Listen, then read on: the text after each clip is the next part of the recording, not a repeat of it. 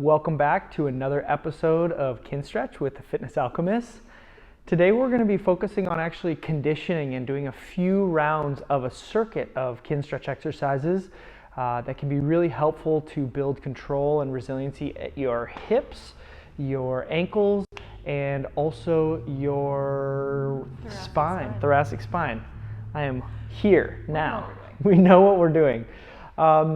So I'd like to actually have you start on your back on the floor, and to give you an idea of propping that you might need today, all you're going to need is some space on the floor and a little wall space for balance and to help with a standing posture later. So go ahead and find that comfortable back lying position. Take a moment and place your feet about hip width apart. Really press them heavy into the floor and use that pressure to lift your hips all in one movement up into a bridge position. Okay? Now from this bridge position, think about tilting your tailbone under, curling it under, and tilting your pelvis so that if you were wearing a belt buckle, that belt buckle would tilt towards your nose. All right? Just take a moment to hold this position isometrically, feeling some active effort in the back of your thighs and glutes area. Also maybe feeling some stretch on the front of your thighs. And finally feeling some ab contraction to help you with that tilt of your pelvis. Now from this position, begin segmenting your spine by placing one vertebrae at a time back down on the floor, moving from your shoulder area down your spine towards that tailbone, so that the final part of your spine to touch the floor is going to be tailbone, pelvis area. Great. Once you make your way all the way there, make those feet heavy again, lift your hips with some strength, and find that same contraction, glute, hamstrings, as well as abs, and begin articulating your spinal column down to the floor. Each rep trying to get just a little bit more effective at that segmentation job. So wherever you start today, however things feel when you start, you're striving to make it feel a little bit more in control by the time we're done. Last rep with this variation, lift your hips as high as you can. Feel that tilt of your pelvis and keep using that tilt. Keep sending that ask to your pelvis as you make your spine connect back with the floor.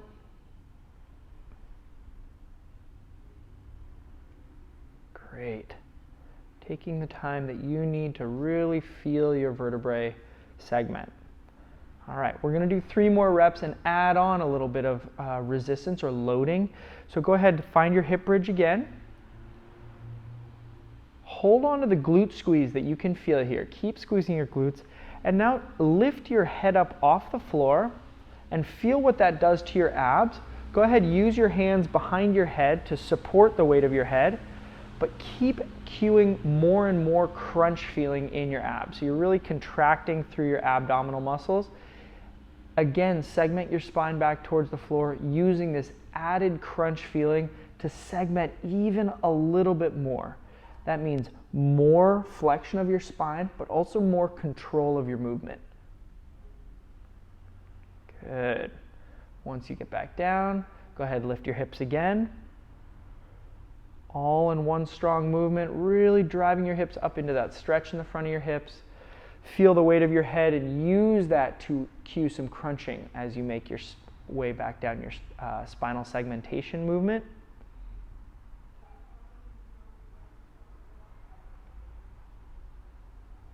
Good. Being sure to breathe even while your torso is lit up with intensity. And last rep, feel free to rest your head down as needed. Hips are up, lift your head, and if you need to get a feel for your abs again, you can just release your hands quickly and then set them back behind your head to support the weight of your head.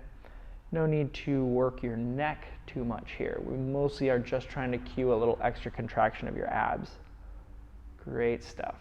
Okay, now set your head down, relax your neck, keep your spine completely flat on the mat. In fact, try to make your spinal column a little extra heavy into the mat and feel how your abs turn on. And then use that stable ab base to lift one leg straight up to the ceiling. Doesn't matter which one. and take a moment to feel the contraction of your quad. What pulls your kneecap up your thigh? I want you to make sure that that stays on and active. Your thigh stays still, so don't let your thigh start to rotate, but let's get some ankle cars in here. Pull that toe towards your kneecap, then start drifting the toe out away from your midline, and start moving in this circle for 30 seconds. And this is a classic example of the multitasking required anytime we do a car. So while you're thinking about articulating your ankle joint, you're also keeping an eye on that thigh not rotating and keeping the kneecap pulled up actively.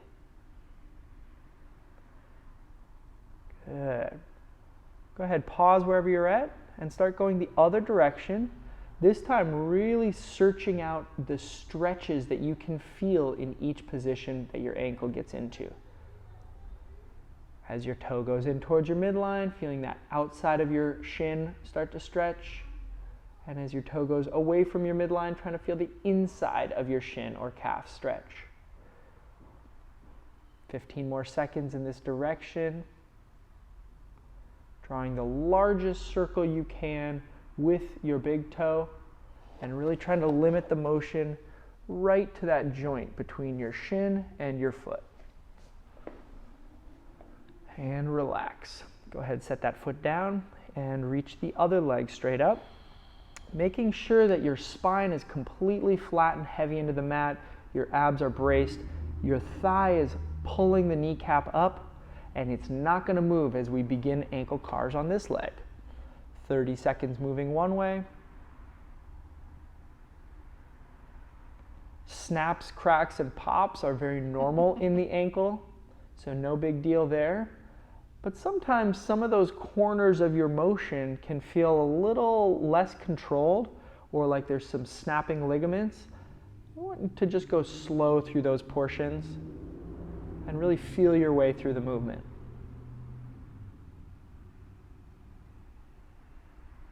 Great. Go ahead, pause wherever you are and reverse course. Now we're going to dig into this quite a bit when we get into our circuit. But start to notice how the bottom of your foot tilts to help you move through this circle. You can see as Hannah's toe moves towards her midline, the bottom of her foot tilts that way as well. Same thing as she goes out with her toe. The bottom of the foot will tilt, and we want to really work on that today. And go ahead, pause wherever you're at, relax that leg down. We're going to finish up our warm-up here by coming up to standing. All right, and just go ahead, one hand on a wall or a countertop, just to feel a little help with your balance. And we're going to make a fist with the non-supporting arm. Lift your thigh to your stomach, and we'll work a little hip car here. So thigh to stomach. From this end range flexion, you can bring that ankle across, and this is where we're aiming to start and finish each rep. Start reaching your knee away, reaching the leg behind, and all the way until your knee touches your other knee, and then let's tick-tock back the other way. Reaching your heel back, lifting your shin high, bringing that knee forward, and as you cut the knee across, bring that ankle up as high as you can, like you're hacky sacking. Let's do one more rep here. You can see Hannah has her free hand placed behind her back. It's a great way to cue your body with a little biofeedback. Imagine if I was in the living room there with you, that is exactly where I would place my hand to help you feel whether or not you're moving through your spine. Because through this hip car, we only want to move the hip joint. Much easier said than done. All right, and relax that. Go ahead and set up on the other side. Stand tall, brace your body. As you're getting set up and braced, realize that we always ask for that brace because of the way that assists the muscles of your hip. So as you bring your thigh up to your stomach, feel that your stomach muscles and your standing leg is working even harder than that leg that's about to move. Then keep that work happening as we reach the knee out to the side, reach the heel behind, open up a stretch on the front of that thigh and touch knee to knee, and then reverse course right on back. Finding whatever range of motion you have access to today and not being in any sort of rush. Take your time. If you know that standing hip cars are not a great choice for you for whatever reason, definitely we invite you to come down to side lying or quadruped or whatever setup you have found works best for you.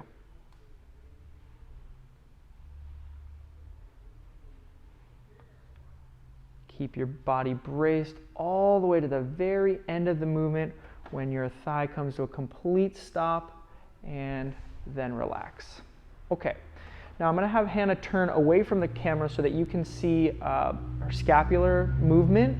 And this is where you're going to want to relocate, possibly to be close to a wall. All right, so first thing is find a wide placement of your hands at shoulder height.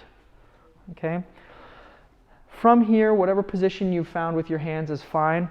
Just make your hands feel heavier into the wall and go ahead, come up onto pointed toes. So we start to use some really active ankle plantar flexion.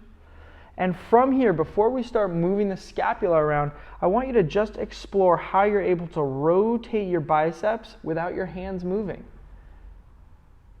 As you get a feel for this, try to pull your shoulder blades down your back so that the only part of your body that is moving is between your shoulder joint and your wrist joint. Everything else is held strong in a little bit of a plank position here. Good.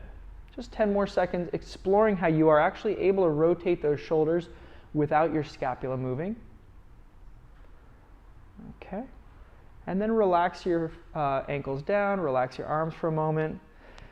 Okay, now we're going to use that to guide through a little bit of a variation on your scapular car. So find the same position again.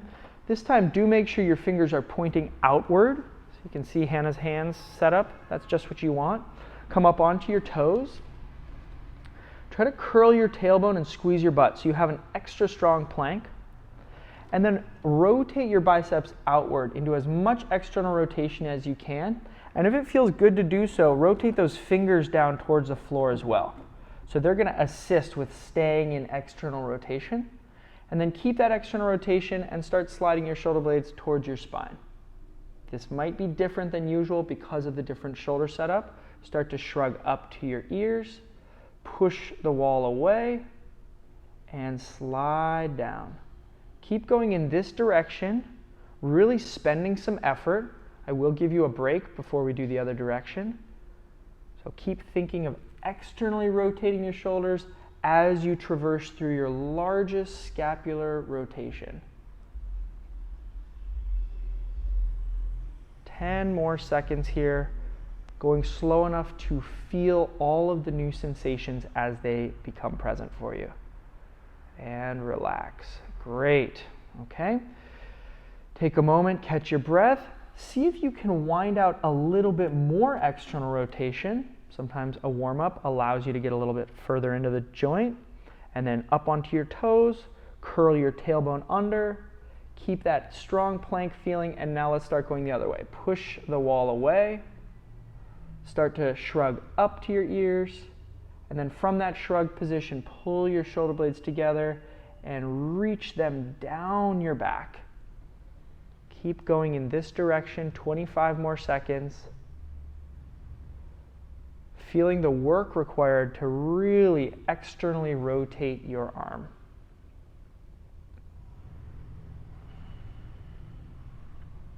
Very nice. Keep your body braced. 5, 4, 3, 2, and 1. Relax. Okay. So now we're going to work through our 3 Kinstretch movements that we'll be conditioning for 3 rounds today. I'm going to have you start with working on your thoracic flexion and extension. Now for this first round, we're not going to need any props, but before the next round, I'll talk you through some options for propping here. So keep it in mind. Come on to hands and knees. And find a nice comfortable setup for your wrists. The goal here is to focus specifically on the motion of your upper back. So let's just warm that up by doing a full spinal segmentation. Curl your tailbone under. Feel how the lowest segments of your spine begin to stretch on the backside, and let that spill up your spine to your mid-back stretching, your thoracic spine starting to stretch, your upper thoracic spine, and finally the back of your neck stretching. Now from here, keep your upper back rounded and begin reaching your tailbone the other way. Really try to work for this position. Don't just let your body relax into an extended shape, but try to actively reach your tailbone higher and your belly button further forward. Really active. Keep reaching with your bottommost ribs. Try to stretch your sternum, and finally stretch the front of your neck. Okay, now you're going to hold this shape. Keep actively reaching your tailbone up and your belly button forward, almost as if you have a target that you're going to reach your belly button towards. Don't let that move, but we're going to start flexing and rounding with the upper back. So start that rounding shape with your rib cage, actively reaching your belly button forward, and then reverse the direction of that motion. Reaching your sternum forward and stretching your sternum. Keep breathing. Give me 2 more reps like that. Continuing to reach your belly button towards the floor and just creating some flexion in your upper back.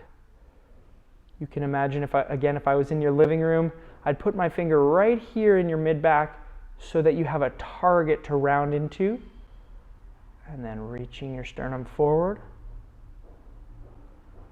Good. And final rep, really commit to keeping your belly button reaching for the floor and opening up as much independent motion of your upper back as you can. It's a very stiff area of our spine, so it takes a lot of effort to get a little bit of movement. Great, reaching your sternum forward and relax. Awesome. So when we come back, I'll walk through some other setup options. But for now, come now into 90-90 position. Either leg that you'd like can be the trailing leg, but that's the leg we will be focusing on. All right, so from here, go ahead and bend your front knee so that that leg does not restrict you, and turn your pelvis to fully face towards that front knee. All right, so unlike when we often work internal rotation where we're turning back towards the back shin, I want you to really strongly resist that urge today. I want you to stay completely square ahead. You can help yourself feel that by try to feel a glute squeeze in that back leg. So really squeeze your butt there. We never do this in class because it's totally inappropriate to like poke a student's butt, but you can poke your own butt, and that's a really great way to send contraction right where you want it. Okay, so feel that contraction, take a moment to find that musculature. And then make sure that your down arm is on the floor and strong feeling. Try to maybe open your chest so that that shoulder is ready to take a little bit of load. All right? So if we keep going with that butt squeeze, watch this first rep as Hannah continues to extend her hips forward until she's now lifting her hips off the ground and beginning to load forward onto this front shin. This really allows a huge stretch across the front of the thigh on this back leg, and then relax back down. All right, so we go from a slight internal rotation bias into hip extension. We're just going to groove that little quarter car motion, and I'll give you one more cue to think of. Push your back ankle into the floor before you start. Make sure your hand is heavy and begin driving your pelvis forward, trying to find as much hip stretch across the front of that back leg as possible, and back down. You can keep moving with Hannah's pace or at your own pace. We're going to keep working for 45 seconds on this side. Each time trying to drive your hip forward even as it comes up off the ground. Good stuff.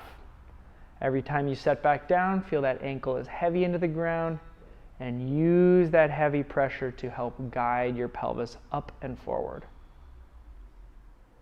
Very nice. 15 more seconds.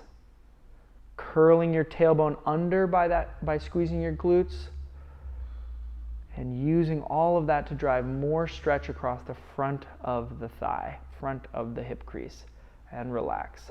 Let's go ahead and do the other side. I'm going to have Hannah set up facing forward actually on this side, just so that you guys can get a different view.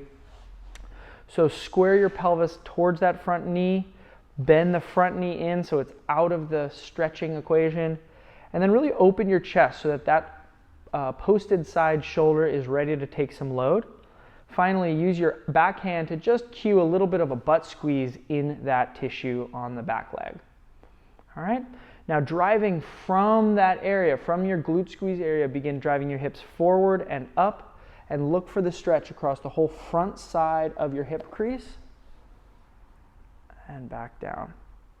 If you've ever had issues with your psoas or hip flexor group generally, this is going to be a great way to actively open that tissue up. Remember, it's not just enough to be able to passively stretch tissue. We need to convince your brain that you are in fact strong in this stretched position. So keep thinking about the strength that you feel at the back of your hip and the pressure you can create with your back ankle.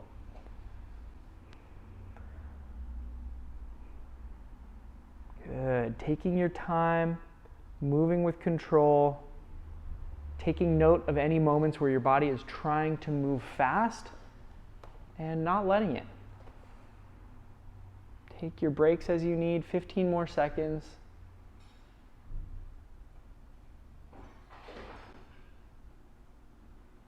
Great stuff. Find your final hip extension, butt squeeze position at the top. And make your way back down. Great.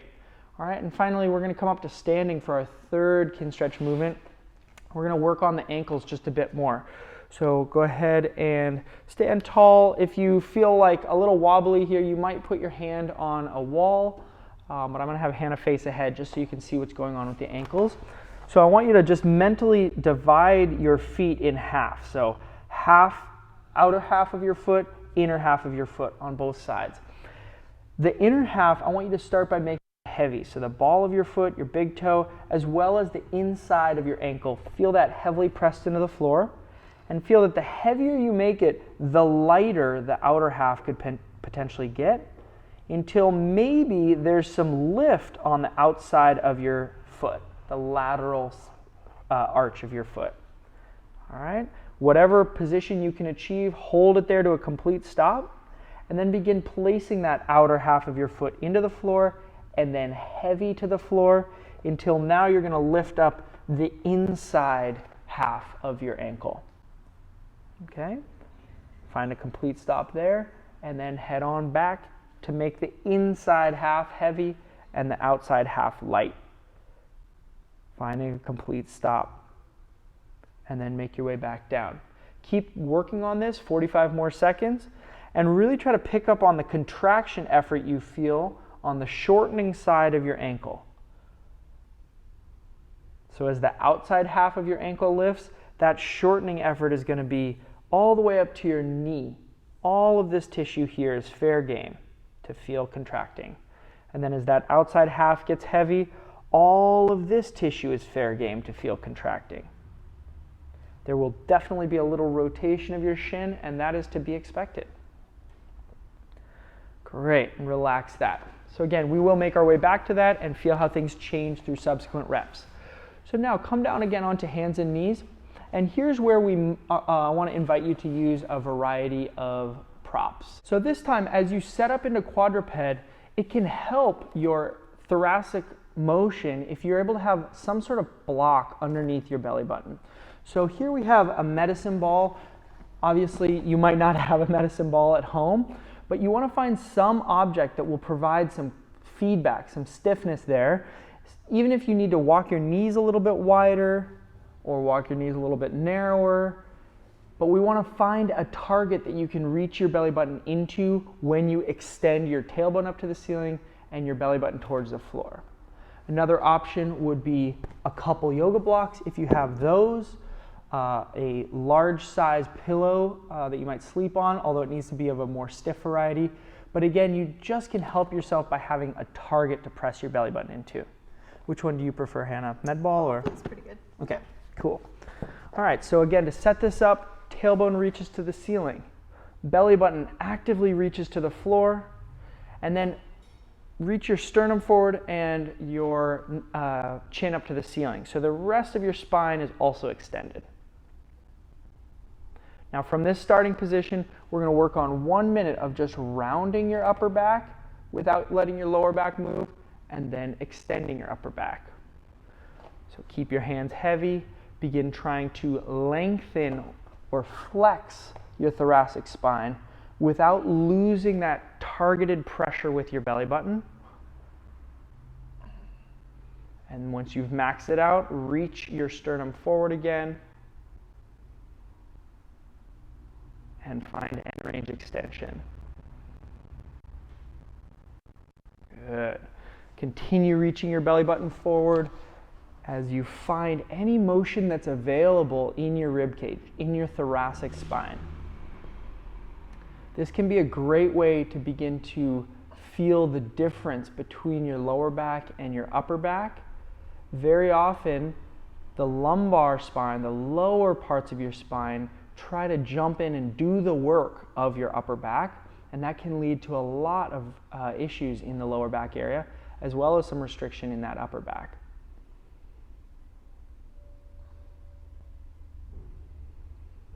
Good. Taking your time to really lengthen the back of your ribs,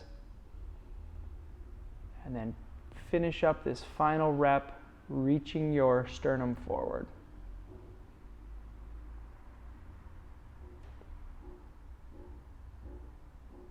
Great. And relax. Okay. Make your way into your 90-90 position. Mine. Okay. And again, we're going to start with a front knee bent, pelvis square to the front knee, and posted arms nice and strong feeling into the floor. So definitely lean over. Okay, and then from here, begin squeezing your glute on the back leg and use that glute squeeze to extend your hip forward and up. Trying to come into the deepest stretch you can across the whole front of your thigh and even into your midsection. Your hip flexors cross the hip crease. Good. We'll work on this side for 45 more seconds. Very nice. And really go by feel. Everyone is going to have different lines of tension across their hip, but all of us could benefit from having a little bit more control of the glute squeeze that gets you into this extension. So that's really what we're working on here.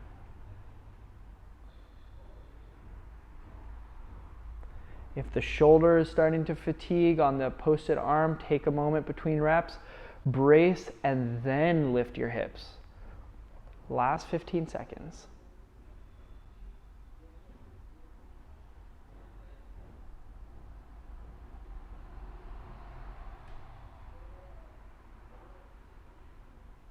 Pushing with your back ankle to do your final rep, really driving your hip forward, and come on down.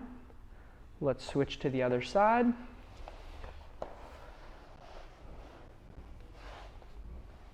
Square your pelvis to your front knee, bending that front knee and anchoring down with your posted arm. Begin driving your pelvis forward, trying to generate that effort from your glute area. Good. Really starting each rep with a heavy ankle pressure into the floor. That can help you access even a bit more tissue to squeeze. And again, your target is always to open up the maximum stretch possible through the front of your hip.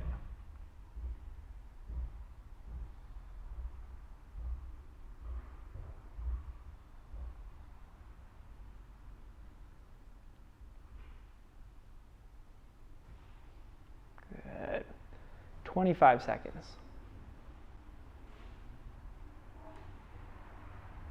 Trying to feel that pelvic tilt sensation that we worked on at the very beginning.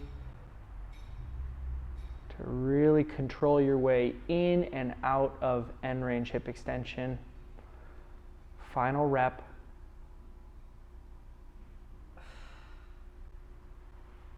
And make your way back to seated. Okay, come to standing. We're going to get another round of ankle work. All right. So this time, let's start by lifting the insides of your ankles, making the outsides of your feet heavy. And I want you to really feel now some length on the outside of your ankle as you feel that shortening on the inside. And now as you lift the outside of your ankle, feeling that contraction, try to find some length feeling on that inside of your ankle. Back and forth. Because remember, the feeling of contracting as tight as you can is a sign of end range, but so is the feeling of stretching as much as you can. Those sensations will just hop from one side to the other of the joint that you're stretching. Finding your complete stops and moving with control. Now, if you feel wobbly here and balance is an issue, your brain will limit your range of motion. So it's very important that you have a hand on something to help stabilize if you're feeling a little wobbly as you tilt your feet here.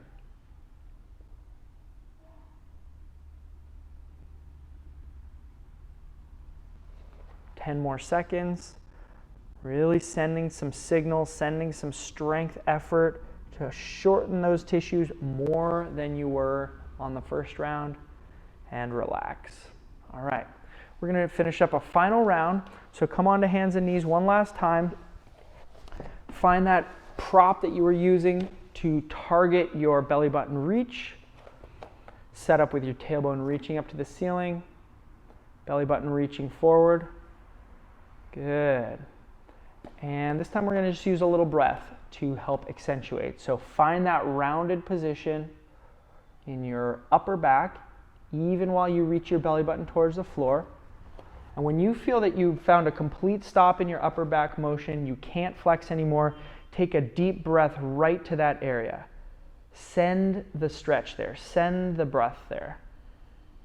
Good. And then as you breathe the air out, feel the contraction effort on the front of your body and start moving the other direction, reaching your sternum forward, shortening and contracting your upper back. Very common to find a cramp in your upper back that you weren't able to find on the first round. Stretching the sternum. When you hit end range, breathe into that stretch. Big breath in. As you breathe out, contract that cramping tissue in your back a little more, and then begin rounding into that area. Keep going back and forth, breathing when you hit your end range. So try to move until the joint won't move anymore, and then breathe a full inhale and exhale there. Good. And at any point, if you feel your belly button move away from that prop, you know that your lumbar spine has moved, and you can reset or readjust and then continue on your way.